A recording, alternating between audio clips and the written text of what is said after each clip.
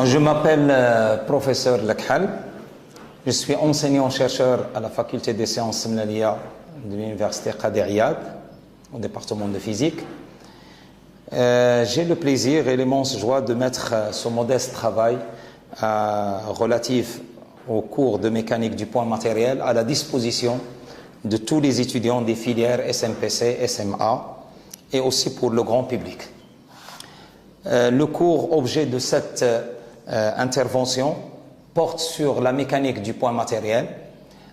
En fait, ce travail il est scindé en plusieurs chapitres. Le premier il est consacré à un rappel mathématique étoffé sur les différentes opérations sur les vecteurs et aussi sur le système de coordonnées. Le deuxième chapitre porte sur la cinématique du point matériel et le changement de référentiel afin que les étudiants puissent se familiariser avec les repères fréquemment utilisés. Le troisième chapitre porte sur la dynamique du point matériel tout en faisant un rappel sur les lois de Newton présentes dans tous ces éléments, masse, repères, temps, force, etc. En fait, la dynamique se propose de trouver le mouvement que prend un point matériel quelconque par application de ce qu'on appelle le principe fondamental de la dynamique. Ce principe fondamental de la dynamique n'est pas toujours opérationnel. C'est pour cette raison on se propose dans le quatrième chapitre de présenter un ensemble de théorèmes généraux, à savoir le théorème de la quantité de mouvement, le théorème de l'énergie cinétique, du moment cinétique, le théorème de l'énergie mécanique. Et ça, c'est pour pallier aux inconvénients souvent rencontrés par l'application du principe fondamental de la dynamique. Enfin, le cinquième chapitre, c'est une application de tous ces chapitres, de tous ces théorèmes en vue d'étudier les mouvements à force centrale. Ces mouvements sont fort intéressants dans la mesure où ils permettent d'étudier les interactions entre particules et surtout ils nous donnent des renseignements et étudier tout ce qui est relatif à la satellisation des satellites ou des particules en mouvement dans l'espace. Voilà. Donc après cette petite introduction, je vais vous donner le contenu de ce chapitre qui est rappel et complément mathématiques. Donc dans ce chapitre, on va faire une petite introduction. La notion de vecteur, en général, on va aborder les vecteurs, ce qu'on appelle un vecteur lié, un vecteur glissant, un vecteur libre. La notion de repérage d'espace. Donc le repérage, il y a deux façons de repérer, donc le repérage temps et le repérage l'espace, et on va introduire la notion de position.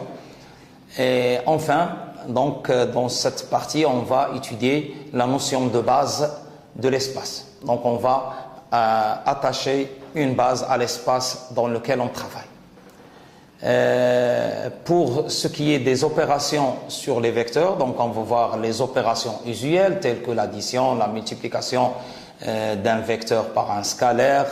On va aborder le produit scalaire, c'est une quantité qui est souvent utilisée en mécanique du point matériel. Le produit vectoriel, on l'appelle aussi produit extérieur, le double produit vectoriel, la notion de produit mixte. Et nous terminons cette partie par la dérivée d'un vecteur parce que par la suite, on va dériver la position pour avoir la vitesse, on va dériver la vitesse pour avoir l'accélération, ainsi de suite. Donc cette notion de dérivée, elle est très très importante. Ce chapitre sera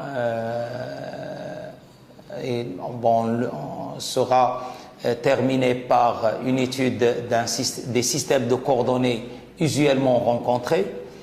Et donc, on va voir la notion de coordonnées cartésiennes, de coordonnées cylindriques et la notion de coordonnées sphériques.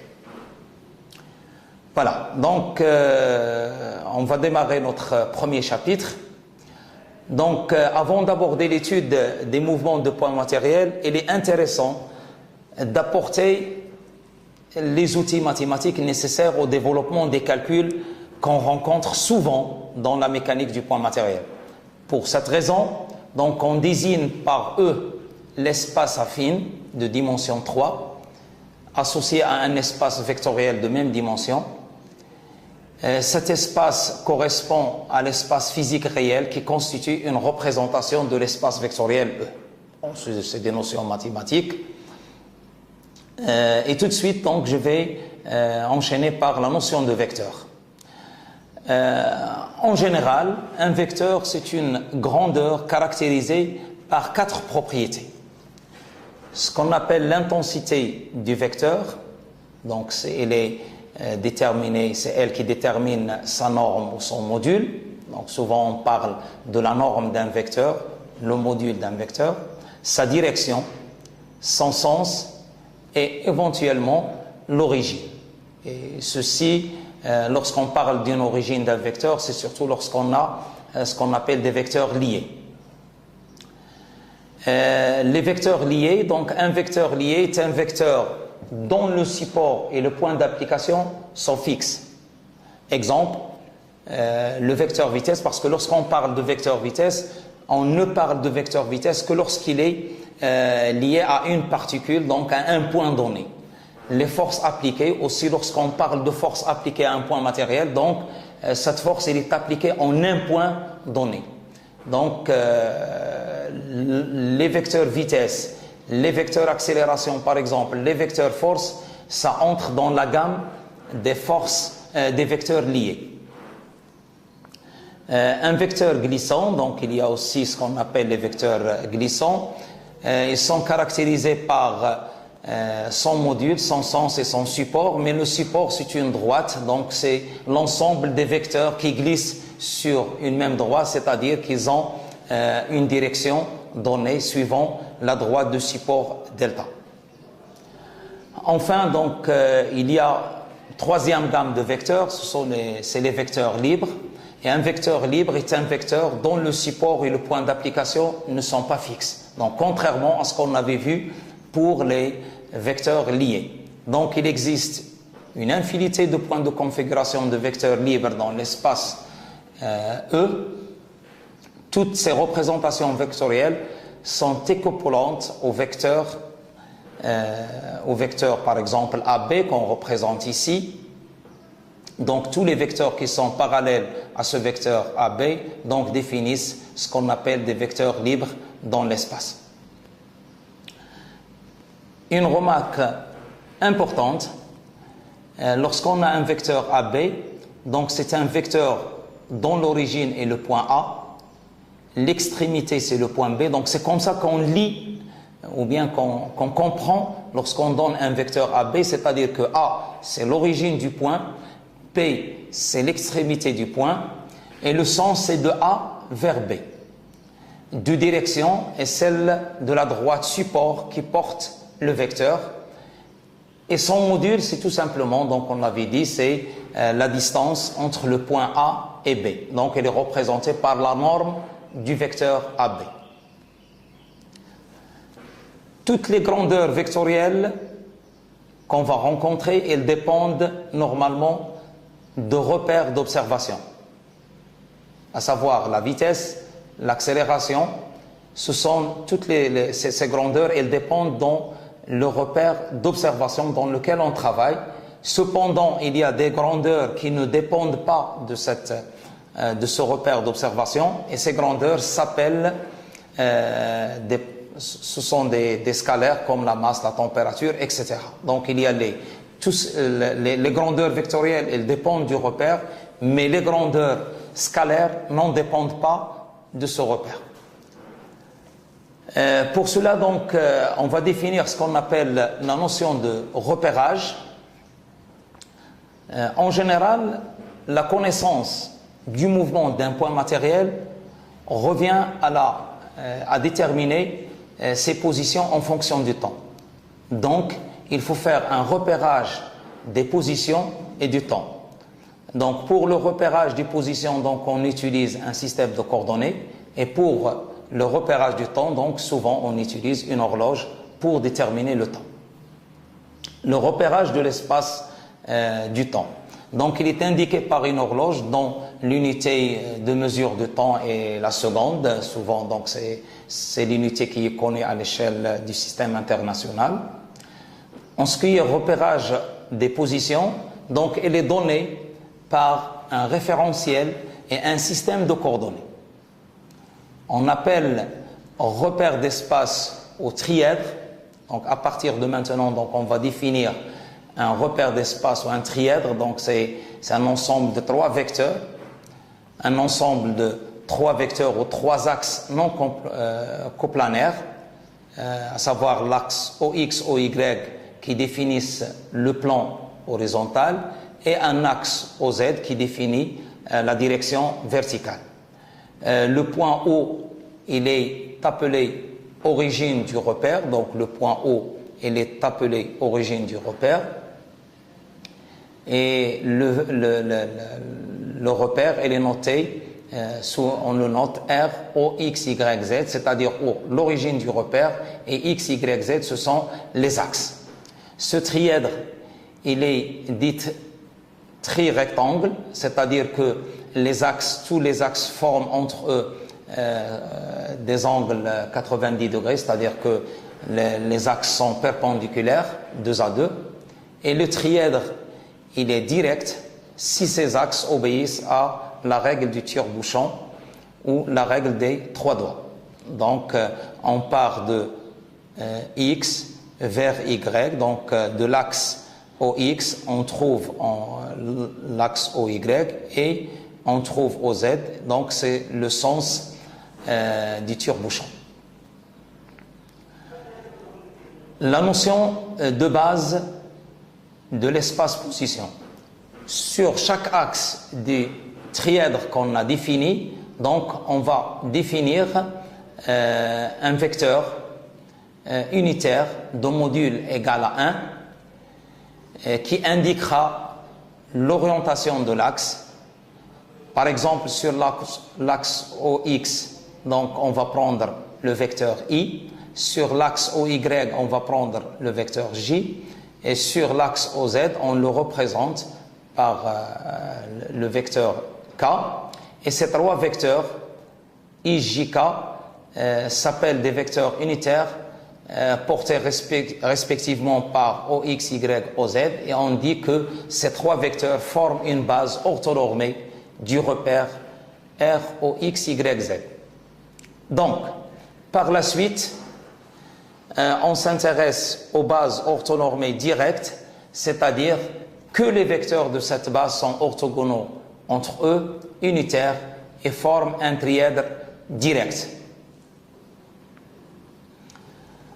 Et donc, si je prends un point M dans l'espace, ce point M, il sera représenté par les coordonnées X, Y, Z.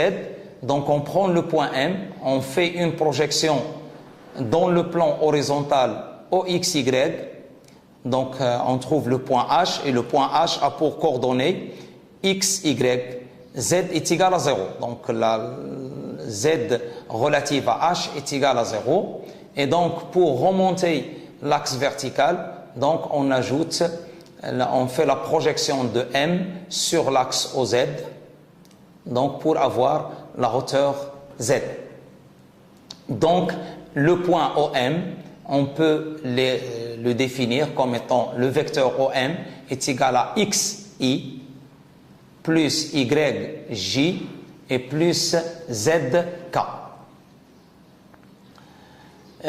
Donc après cette petite introduction plus ou moins mathématique sur les vecteurs et sur l'ensemble, la variété de vecteurs qu'on peut rencontrer, sur le repérage dans le temps, dans l'espace, nous passons en revue de certaines opérations nécessaires, souvent rencontrées en mécanique du poids matériel.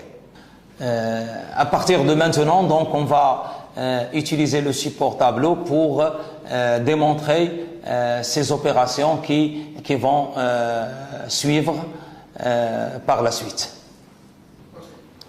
Donc en ce qui concerne les différentes opérations souvent rencontrées en mécanique du poids matériel, donc on considère la base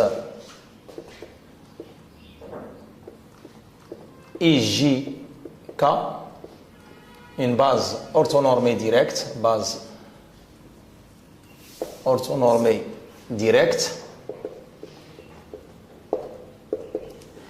et je considère un vecteur U, soit U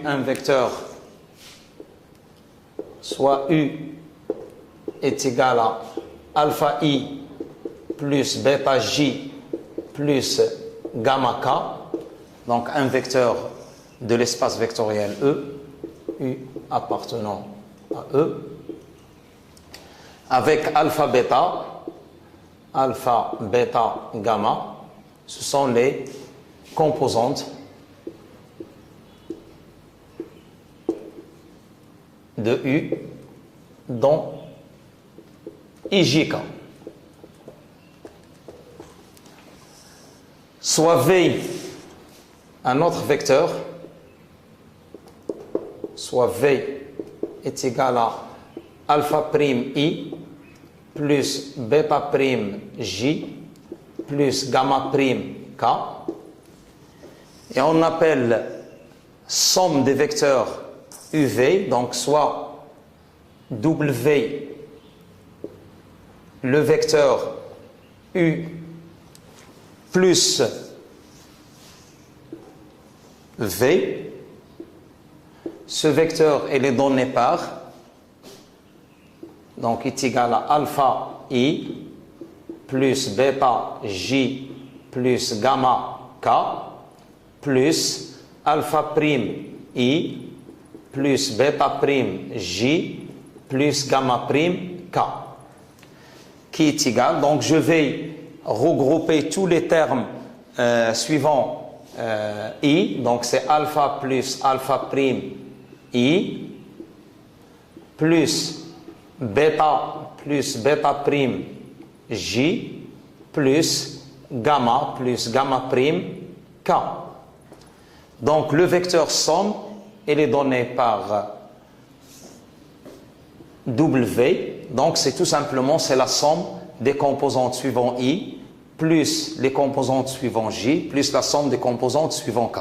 Je vais vous donner un petit exemple d'application. Donc je considère soit soit deux vecteurs U, un vecteur U est égal à I moins J plus 3K, et un vecteur V est égal à 2I plus 3J moins K. Donc le vecteur W, il est égal, donc le vecteur, donc on a I plus 2I, c'est 3I, et on a moins J plus 3J, c'est plus 2J, et on a 3K moins K, c'est plus 2K. Voilà. Et on peut même vous donner une représentation dans l'espace. Donc pour représenter des vecteurs dans l'espace,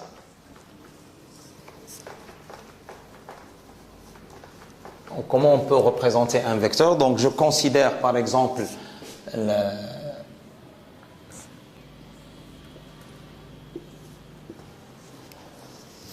le système de coordonnées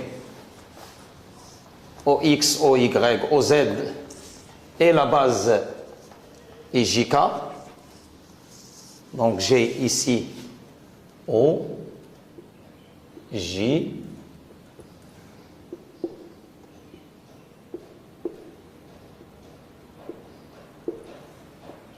Z. Par exemple, je vais représenter le vecteur U est égal à I plus J plus 2K. Par exemple, comment je peux représenter ce vecteur dans l'espace? Donc je vais prendre I. Donc voilà I, le vecteur I. Donc je vais tracer, au départ, je vais tracer le vecteur I plus J et je vais lui ajouter le vecteur 2K. Donc je trace le vecteur I plus J. Donc voilà, donc je prends I, je mène la parallèle à l'axe OY, je prends le vecteur à partir de J et je mène la parallèle à l'axe OX. Donc voilà le vecteur I plus J. Ça c'est le vecteur. Ce vecteur c'est I plus J. Et par la suite, pour ajouter 2K, donc je vais prendre le vecteur 2K, voilà 2K, donc voilà le vecteur 2K, et je vais l'ajouter à ce vecteur I plus J. Donc je mène la parallèle à partir de l'extrémité de ce vecteur à l'axe OZ, donc voilà, donc je mène la parallèle, comme ça, et à partir de l'extrémité du vecteur 2K, je mène la parallèle au vecteur IJ, voilà. Et par conséquent, donc le vecteur, ça c'est le vecteur, donc comme si je trace des parallélogrammes, donc voilà le vecteur U est égal à I plus J plus 2K. Une deuxième opération sur les vecteurs, c'est la multiplication d'un vecteur. Multiplication d'un vecteur par un scalaire.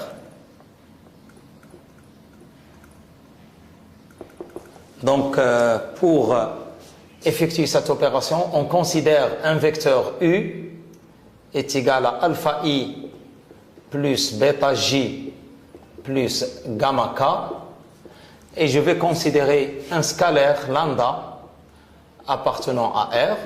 Donc ça peut être un scalaire quelconque, et on définit le vecteur W est égal à lambda U comme étant le vecteur lambda alpha I plus bêta J plus gamma K qui est égal à lambda alpha I plus lambda bêta J plus lambda gamma K.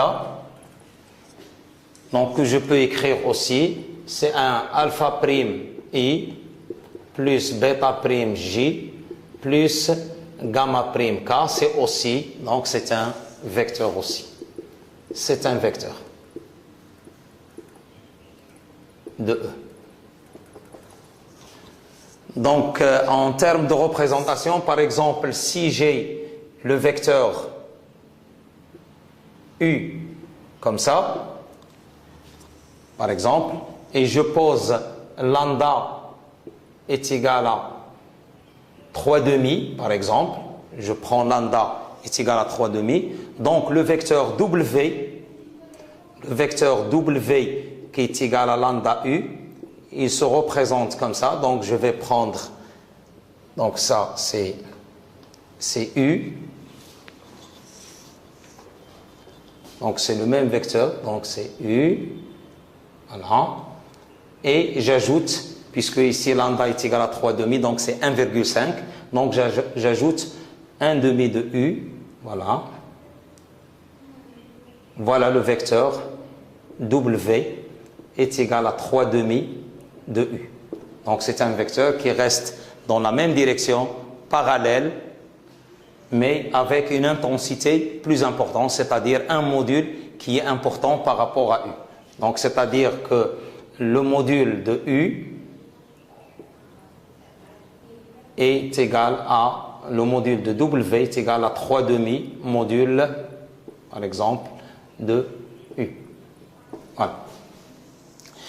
Par la suite, je passe au produit scalaire. Donc c'est une opération souvent rencontrée en mécanique du point matériel. Donc on définit le produit scalaire. Donc comme le mot l'indique, Donc, il s'agit d'un scalaire, c'est-à-dire que le résultat, donc c'est une opération, le produit scalaire est une opération qui s'effectue entre deux vecteurs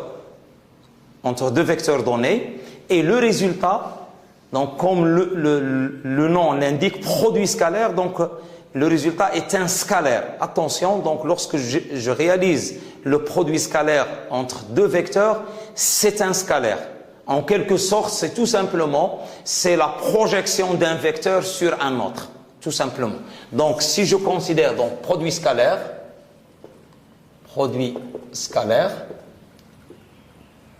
si je considère un vecteur U est égal à alpha I plus bêta J plus gamma K, et je considère un vecteur V est égal à alpha prime I plus bêta prime J plus gamma prime K. Donc on définit le produit scalaire et on le note U scalaire, donc c'est un point comme ça, donc on le représente par un point, U scalaire V est égal tout simplement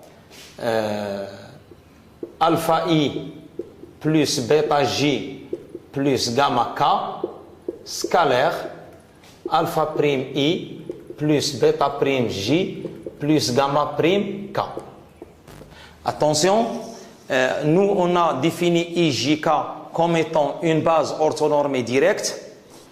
Qu'est-ce que ça veut dire ceci? IJK est une base orthonormée directe, c'est-à-dire tout simplement, sous-entendu, et il faut le considérer toujours, que I scalaire I est égal à J scalaire J est égal à K scalaire K est égal à 1. Donc, ça traduit ce qu'on appelle que les vecteurs sont normés.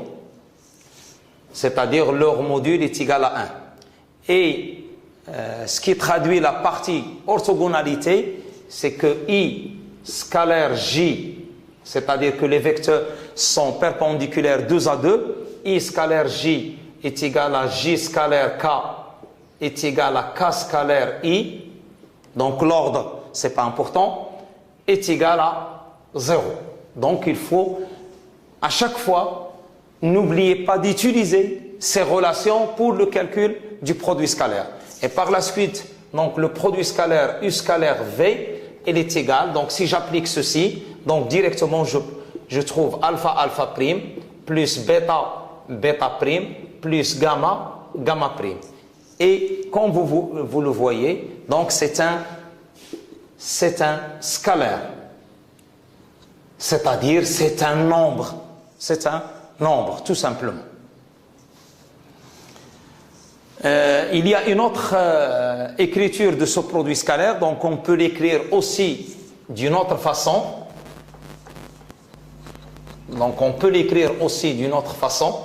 Donc si je prends deux vecteurs quelconques, donc soit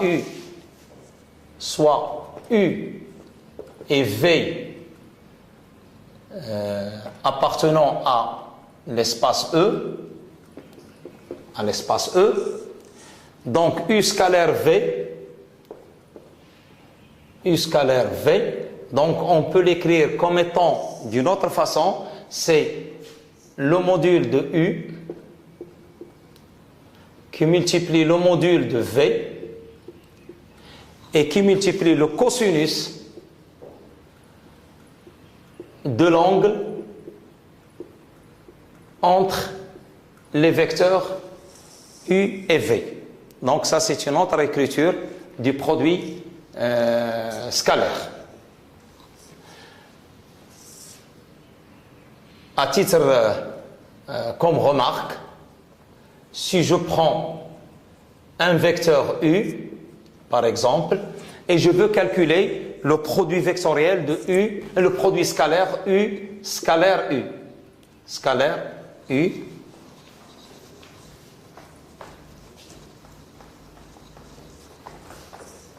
donc U scalaire U, elle est égale, donc si j'applique cette définition, donc c'est U fois module de U fois le cosinus de U Donc c'est tout simplement, c'est U au carré, parce que U scalaire, U qui multiplie, donc ici on a une multiplication, et le cosinus, donc c'est cosinus de 0, parce que l'angle entre U et U c'est 0, et donc c'est U au carré. Et donc ça définit la norme au carré. Donc la norme au carré d'un vecteur, c'est tout simplement, c'est le produit scalaire de U, scalaire U.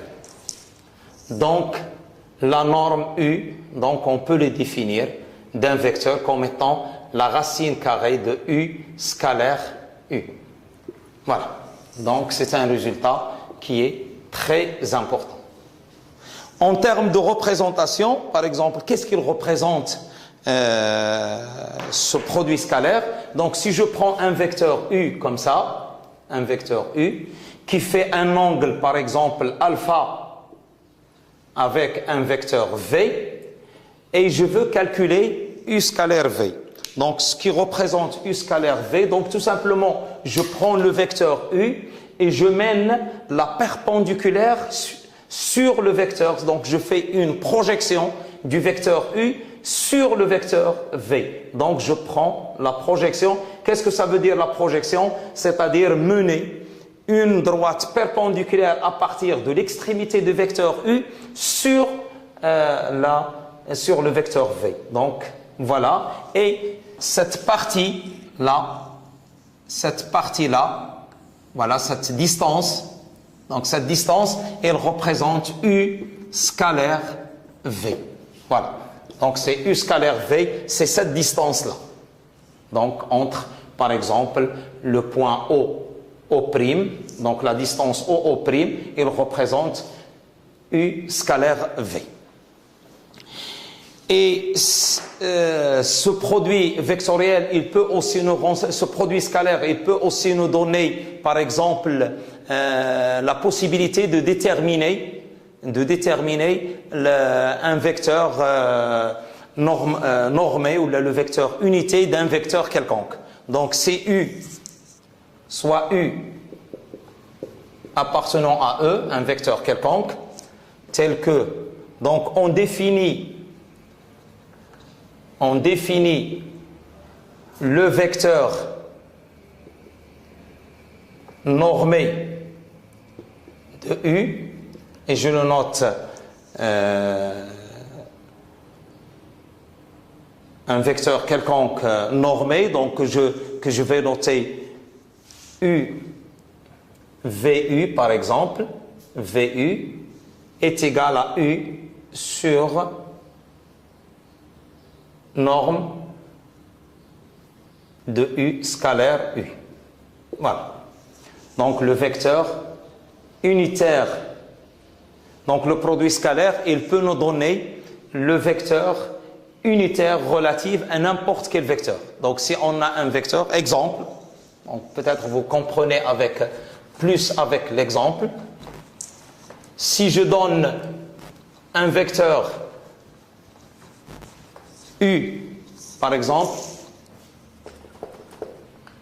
si je donne un vecteur U est égal à I plus J plus K, et on vous demande de déterminer le vecteur normé relatif au vecteur U. Donc je vais le noter V indice U, donc vecteur normé relatif à U. Donc on le définit comme étant VU est égal, comme on a dit, c'est U, donc c'est I plus J plus K sur la racine carrée de la norme de norme au carré, ou bien U scalaire U. Donc U scalaire U ici, donc c'est I scalaire I plus J scalaire J plus K scalaire K, donc est égal à I plus J plus K sur racine carrée de 3. Donc ici on a 1 plus 1 plus 1. Donc c'est racine de 3. Donc voilà le vecteur normé du vecteur U défini par I plus J plus K. Maintenant, par exemple, à partir de ce produit vectoriel, de ce produit scalaire, on peut déterminer aussi l'angle qui existe entre les vecteurs. Par exemple, si on a soit U et V appartenant à E, tel que U par exemple comme ça et V comme ça, donc avec un angle alpha. Et donc comment on peut déterminer, comment on peut calculer alpha.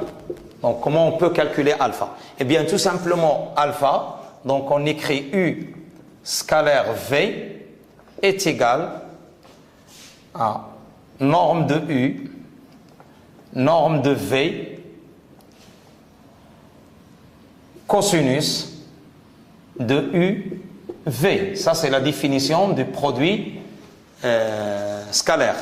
Donc, ce qui implique que cosinus de alpha, il est égal à U scalaire V sur module de U, module de V. Voilà. Donc, ça permet aussi de calculer l'angle entre deux vecteurs donnés. Bon, maintenant, on passe au produit vectoriel. Produit vectoriel. Donc, comme le mot l'indique, donc, ou bien son nom l'indique, donc c'est un vecteur. Donc, le produit vectoriel, donc c'est une quantité vectorielle déjà. Donc, il est défini entre deux ou plusieurs vecteurs, défini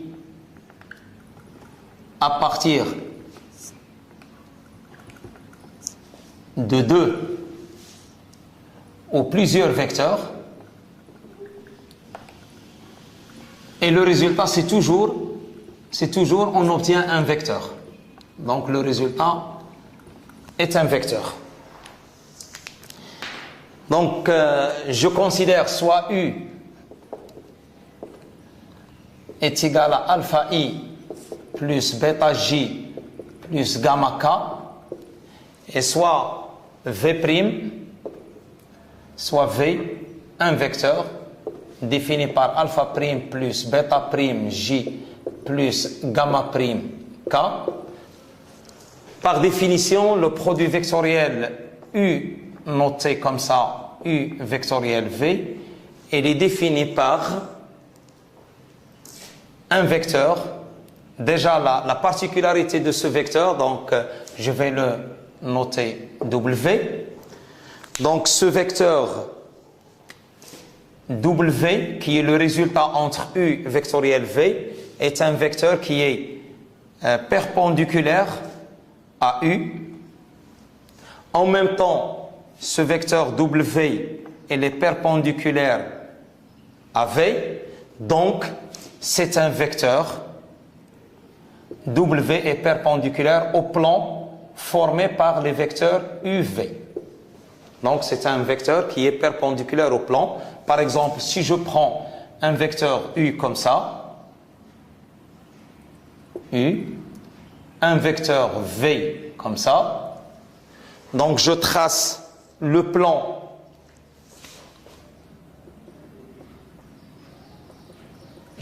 par exemple le plan, donc c'est approximatif, donc ça c'est le plan défini par les vecteurs U et V. Et donc, le produit vectoriel W, c'est un vecteur, comme ça, je vais le noter comme ça, W, et c'est un vecteur qui est en même temps perpendiculaire à U et en même temps perpendiculaire à V, donc c'est un vecteur qui est perpendiculaire au plan formé par U et V. En termes de coordonnées, donc comment on peut déterminer l'expression de ce vecteur-là? Eh bien, le produit vectoriel, donc si je prends le vecteur U est égal à alpha I plus bêta J plus gamma K, et je prends le vecteur V est égal à alpha prime I plus bêta prime J plus gamma prime K, donc le produit U vectoriel V il est défini par le déterminant, voilà, le déterminant des composantes suivantes. Donc, sur la première ligne, je porte les vecteurs de la base, IJK. Dans la deuxième ligne, donc le premier vecteur, c'est alpha, les composantes alpha, bêta et gamma. Et la troisième ligne du déterminant, donc il porte les coordonnées alpha prime, bêta prime et gamma prime. Voilà. Donc, elle est égale à I, donc le premier, donc la première composante ici pour déterminer, bon, pour le déterminant, chacun a sa propre méthode de calcul, donc, mais je vais prendre une méthode donnée, donc le déterminant c'est bêta alpha prime I, voilà, plus donc je fais une des méthodes, donc j'utilise, il y a plusieurs méthodes pour calculer les déterminants, donc plus alpha prime gamma J plus bêta prime alpha K plus, donc là c'est avec un signe moins et je vais changer, donc alpha prime bêta K plus alpha, donc alpha gamma prime J et plus bêta prime gamma K, donc qui est égal bêta gamma prime plus gamma bêta prime I, ici pardon, c'est I, donc avec un signe moins, plus alpha gamma moins alpha gamma prime J plus bêta prime alpha moins alpha prime bêta et K. Voilà. Donc voilà le résultat de U vectoriel V. Donc il y a une autre façon, ça c'est pour déterminer de façon explicite le produit vectoriel, mais on peut le calculer aussi d'une autre façon. Donc il y a plusieurs façons de le calculer. Donc on a U vectoriel V, donc le module de U vectoriel V, donc c'est le module de U qui multiplie le module de V et la valeur absolue du sinus UV. Pourquoi je fais ici la valeur absolue du sinus? Parce que lorsque je calcule le module de U vectoriel V, donc c'est quelque chose de positif, la norme est positive, et donc c'est la norme de U, elle est positive, la norme de V, elle est positive, mais il faut que, mais attention, le sinus de UV, il peut être positif comme il peut être négatif. C'est pour cela qu'on prend la valeur absolue. Il y a aussi une propriété du produit vectoriel, c'est que le produit vectoriel, contrairement au produit scalaire, c'est une opération non commutative, donc c'est-à-dire que U vectoriel V, elle est égale à moins U vectoriel, moins V vectoriel U. Donc c'est les antisymétriques. Le produit vectoriel est antisymétrique, parfois on l'appelle anticommutatif, ou bien non anticommutatif. Pourquoi? C'est très simple, parce que toujours le sinus de l'angle UV est égal à moins sinus de l'angle VU. Et c'est à partir de ceci que vient cette propriété d'antisymétrie. Voilà. Le produit vectoriel, la particularité des produits vectoriels, la particularité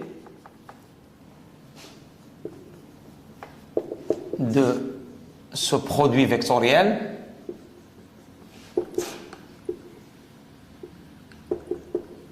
c'est qu'il définit, ça c'est très important, il définit la surface d'un plan défini par deux vecteurs. Défini par deux vecteurs donnés.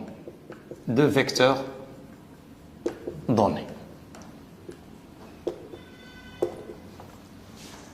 Donc si on veut déterminer l'aire, par exemple, si j'ai deux vecteurs comme ça, U, UV, U, UV, et ça c'est le plan défini par UV, ou bien la géométrie définie par ces angles. Donc cette surface elle est définie à partir du produit vectoriel. À noter aussi que le produit vectoriel d'un vecteur avec lui-même il est nul. U vectoriel U elle est égale à, tout simplement, si j'applique la définition, donc la norme du module U vectoriel U est égale à U, la norme de U, c'est-à-dire la norme au carré, valeur absolue de sinus de U, U. Et ici, on trouve le sinus de 0 qui est égal à 0. C'est-à-dire que U vectoriel U, il est égal au vecteur nul. Si V est perpendiculaire à U, si par exemple je prends un vecteur quelconque perpendiculaire à U, ceci implique que le produit U vectoriel V, donc le module, donc est égal à U qui multiplie le module de V fois sinus de pi sur 2 en valeur absolue, et donc est égal à U fois U fois V, pardon, fois V fois 1. Donc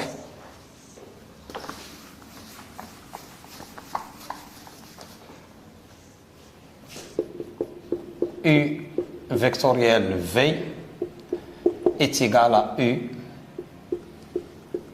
fois V. Voilà. Il y a d'autres opérations sur le produit vectoriel, donc on ne va pas toutes les réénumérer, mais cependant, il y a d'autres opérations qu'on peut effectuer. C'est que si j'ai deux vecteurs U plus V, vectoriel W, donc il y a ce qu'on appelle la distributivité du produit vectoriel par rapport à la somme. Donc c'est U vectoriel W plus V vectoriel W. Alors, aussi, il y a, si j'introduis une grandeur lambda U vectoriel V, donc je peux l'écrire, c'est lambda U vectoriel V. Aussi, je peux l'écrire U vectoriel lambda V. Donc, toujours, j'obtiens la même quantité vectorielle. Donc, soit U, V et W appartenant à E3, donc l'espace de dimension 3. Donc, U vectoriel V vectoriel W, c'est ce qu'on appelle le double produit vectoriel, c'est-à-dire on a appliqué le produit vectoriel deux fois. C'est ça le double produit vectoriel. Il donne un autre vecteur que je vais noter un vecteur Z, parce que j'ai dit lors de la définition des produits vectoriels, il donne un vecteur et c'est le produit vectoriel est défini entre deux vecteurs ou plusieurs. Et tout le temps, il donne un troisième vecteur. Donc, le vecteur Z, il est perpendiculaire à U. et le vecteur Z, il est perpendiculaire au plan formé par V et W. C'est-à-dire qu'il est perpendiculaire à U, à V, à W. D'accord? Et c'est le produit vectoriel, il est défini de la façon suivante, c'est-à-dire U vectoriel V vectoriel W, donc il est égal à U scalaire W fois le vecteur V moins U scalaire V fois le vecteur W. Voilà. Donc c'est comme ça qu'on le détermine. Et nous terminons cette opération sur les vecteurs par le produit mixte. Et pourquoi on utilise ce produit mixte, c'est-à-dire un produit mixte où on retrouve en même temps le produit scalaire et en même temps le produit vectoriel. Donc le produit mixte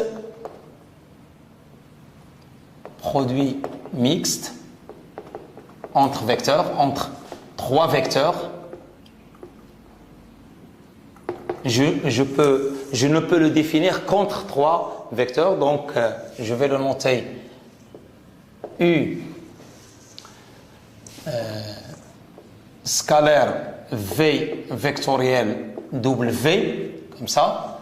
Donc normalement V vectoriel W, il donne un vecteur, par exemple ici que je note Z, et U scalaire Z, donc c'est un scalaire.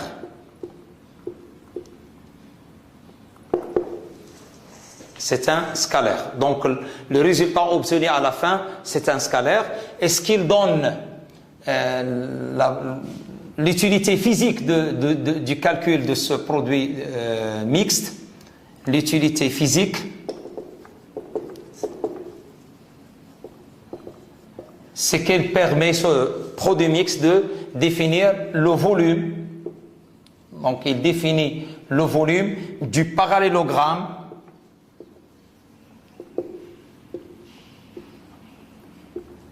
défini par les trois vecteurs, défini par les vecteurs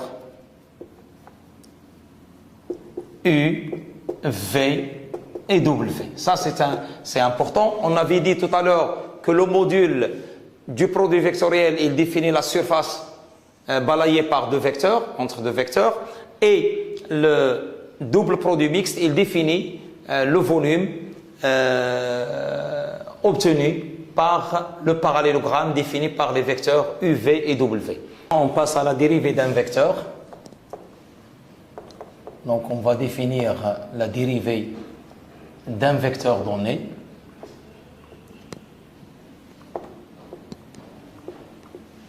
Donc pour cela, je vais considérer une trajectoire, un point qui se déplace, un point M qui se déplace dans une trajectoire donnée. Donc je considère un système de coordonnées OX, Y et Z par exemple, et je vais considérer une trajectoire, une courbe sur laquelle se déplace un point M. Donc voilà, je considère la position du point M à l'instant T, donc U de T, donc c'est le point M à l'instant T. Et je considère, plutôt vaut mieux que je le représente plus, donc U de T, et un autre vecteur un instant ultérieur, U de T plus dt,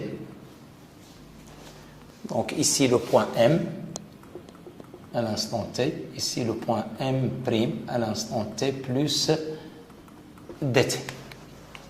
Donc comment je peux définir la dérivée d'un vecteur? Eh bien d de u sur dt, elle est définie par la limite quand delta t tend vers 0, ça c'est la définition mathématique de la dérivée. Donc c'est la limite quand delta t tend vers 0 de u à l'instant t plus delta t moins u à l'instant t sur delta t.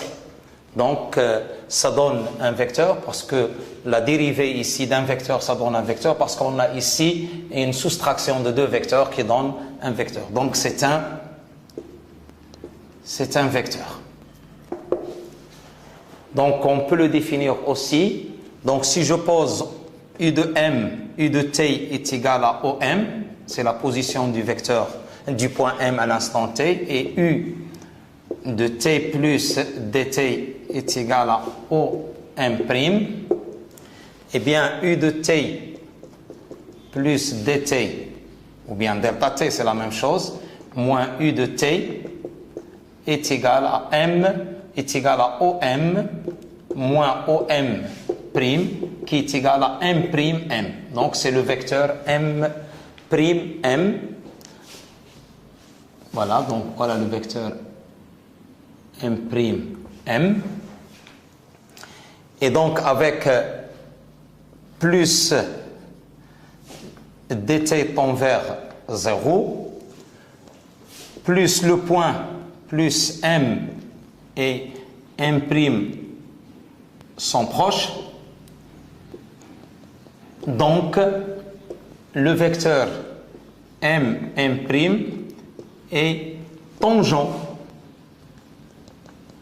à la courbe C. Il est tangent à C. Donc le vecteur m'M', il est tangent à cette trajectoire sur laquelle il se déplace le point M. Donc maintenant on va donner quelques propriétés sur la dérivée.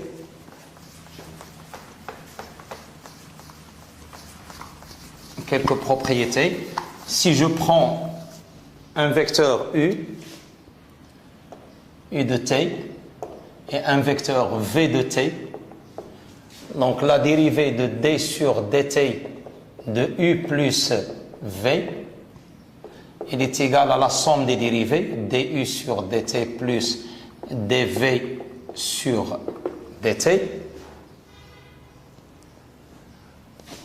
Aussi, si je prends une soit lambda appartenant à R, par exemple, j'ai d sur dt de lambda u est égal à lambda du sur dt, c'est-à-dire avec lambda constant.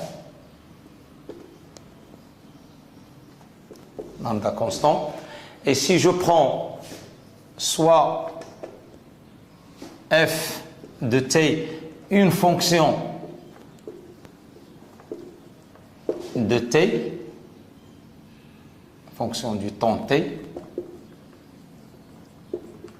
quelconque, et donc si je calcule d de f de t u sur dt est égal à f de t du sur dt plus u df de t sur dt. Et là, je vais donner un exemple pour mieux assimiler ceci. De même, la dérivée du produit scalaire d sur dt de u scalaire v est égal à u scalaire dv sur dt plus du sur dt scalaire v, c'est-à-dire que la dérivée, elle est distributive par rapport à l'addition. Il y a aussi,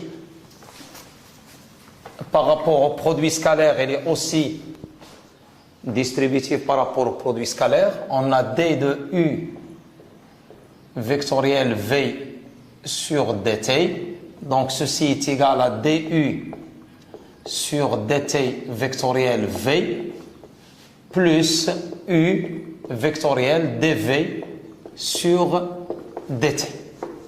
Voilà. Donc, il y a d'autres opérations qu'on n'a pas le temps ici pour les présenter toutes. Mais je vais donner une petite application pour mieux comprendre ceci. Donc, soit u de t est égal à 1 plus t au carré i moins 2tj plus 3t3 moins 1k, et on vous demande de calculer du sur dt. Donc à quoi est égal du sur dt? Donc du sur dt est égal à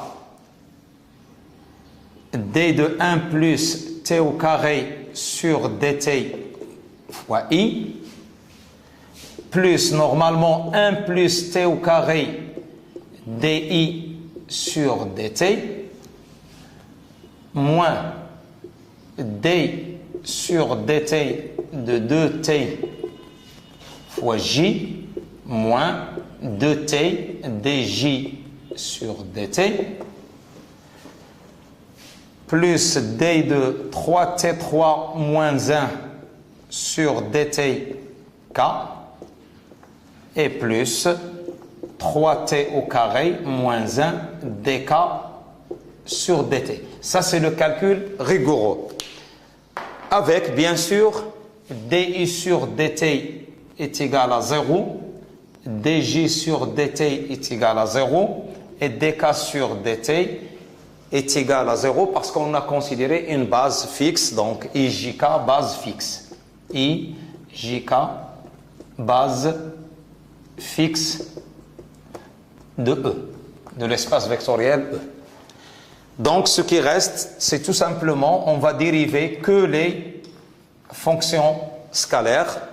Donc d de 1 plus t au carré sur dt est égal à 2t i plus moins 2j et plus 6t au carré, 9t au carré k. Donc voilà du sur dt.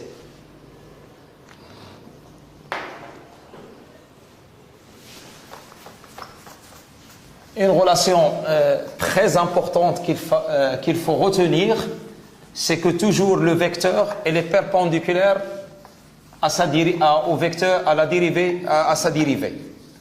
N'importe quel vecteur, il est perpendiculaire au vecteur dérivé.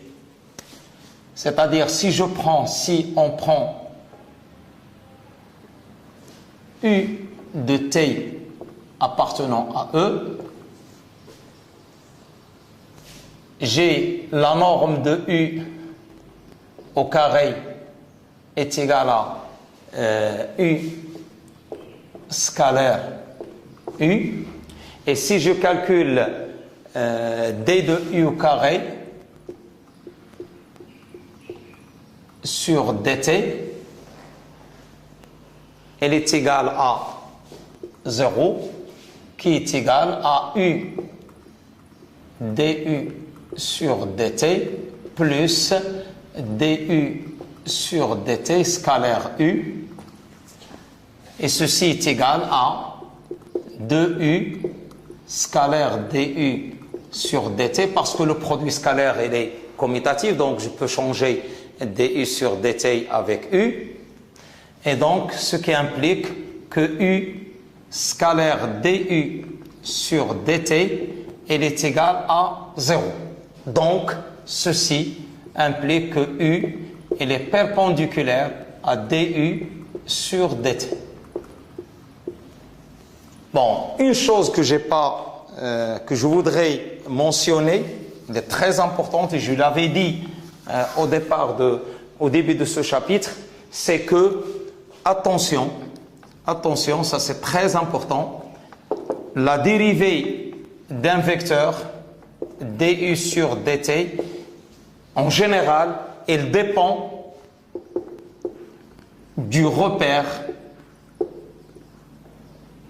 dans lequel on dérive, dans lequel est faite la dérivation, est faite la dérivée.